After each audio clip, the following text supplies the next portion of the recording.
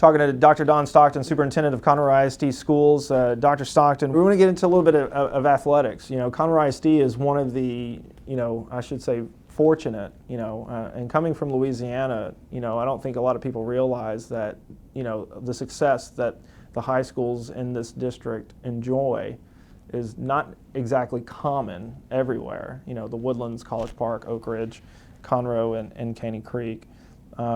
What is your take as a former coach? What is your take on the athletics and the competition with all the schools here in Conroe ISD? Well, I'm very proud of the athletic program. We offer so many opportunities for students. Across the board, we have all kind of not only extracurricular activities athletically, but also club activities. So I'm very proud of it. I think we're blessed. We have great coaches who care about kids, and our students do amazing things. We just had our Woodlands volleyball team win their second state championship, and that's unheard of, to be back-to-back champions, and that's typical of the things that our students do. One of the, you talked about Woodlands volleyball, Woodlands and College Park cross country teams. Woodlands boys qualified for the Nike National Tournament in Oregon. Oak Ridge weightlifting is doing well. All of the Woodlands softball, Conroe boys soccer is supposed to be very good this season. When you're looking at the athletics as a whole, does it go back to more of is there a mindset among all the coaches and athletic directors, or does it go back towards, making sure that the right people are in the places and making sure that education is a part of it as well? Absolutely. The number one criteria for our coaches is for them to be good people. Number one, they're going to impact students. I am here as superintendent of the Conroe ISD because I had great coaches growing up, and they influenced me greatly. And I wanted to emulate them when I grew up. So yeah, it's a criteria that they're good people, and we're going to give kids opportunities and encourage them. And again, with our clientele, they're going to do really well. Well, Woodforest Bank Stadium just kind of celebrated its 6th anniversary of football. Looking back on that and going through from a planning stage and now the implementation at build, and now it's 6 years old, how do you look back on that, and what are your thoughts on that stadium? Well, we're fortunate to have 2 stadiums and a natatorium, and years ago it was a dream for many people, and to see it come to fruition now and be part of the community is really exciting.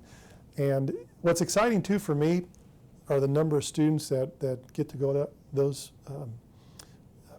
events that are, whether it be athletics or band or you name it, the types of activities that are at our stadiums in Woodforest. It's really a great opportunity for some kids to go that may not have been able to go if we didn't build that stadium. The other thing that's exciting about that complex, Woodforest Bank Stadium and the natatorium, is the natatorium is a beautiful facility, and every year it's estimated that it brings in about $25 to $26 million for the community, because so many people come, they stay in the hotels, they eat at the restaurants, they shop, they spend money in our community.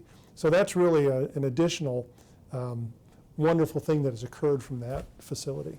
Also, the natatorium in 3 months will host for the second time the NCAA Division III National Swimming and Diving National Championships. They'll do it again in 2017. And there's also talk the city of Shenandoah wants to continue to bid out for the NCAA Division III Football Championship, which they submitted a bid for last year. Were unsuccessful, but they said they learned a lot. But what does it mean to you that your facilities are being used to try to bid to host NCAA National Championship event? Oh, we're honored with that. It's really exciting to build a facility that can do those types of things and bring people in. At the NCAA Division III Championships a couple of years ago, I believe there were 67 colleges involved, and I think something like 66 were from outside of Texas. So they were coming in, and I went down there several days and visited with folks, and they were so impressed with not only the facilities but the community. So that's really a neat thing for a school district to be involved in. When you're talking about NCAA Division III championships that are held at the University of Indiana or University of Tennessee, and then you throw in CISD natatorium in that mix, that's really exciting. And part of that, when y'all went back through there, was there a reason, or was there ever talk about building an arena or a multi-purpose facility those type of things? No, the real need was for a natatorium, for a swimming venue, because we didn't have anything that could work for the entire district. So that was our focus, and to plan that facility was really a neat experience. We brought in not only people from our school district and swim consultants, but we also brought a community committee in too to review that process and have input, because when we were done, we wanted the community to be able to use it and host things like we're hosting. But there was no talk about other things. Are there, when you guys built the Woodforest Bank Stadium and the natatorium, was it built to where the, modifications, additions could be added to it?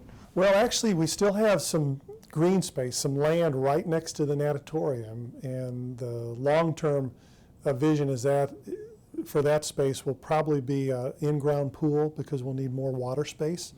At some point, we'll do that. What is, and talk about all the facilities at all of the campuses, not just high schools, but at the junior high and level.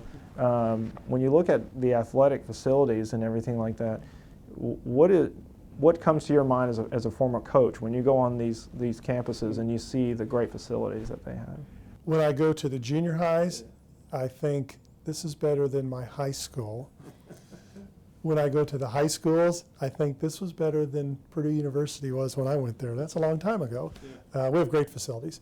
And we build great facilities, but they're enhanced by not only the budget we have to address different equipment issues and those types of things. We have very active booster clubs and support groups that also contribute. So we have some incredible things for our students. When it's all said and done, many years from now, when you retire, what do you want your legacy as superintendent to be?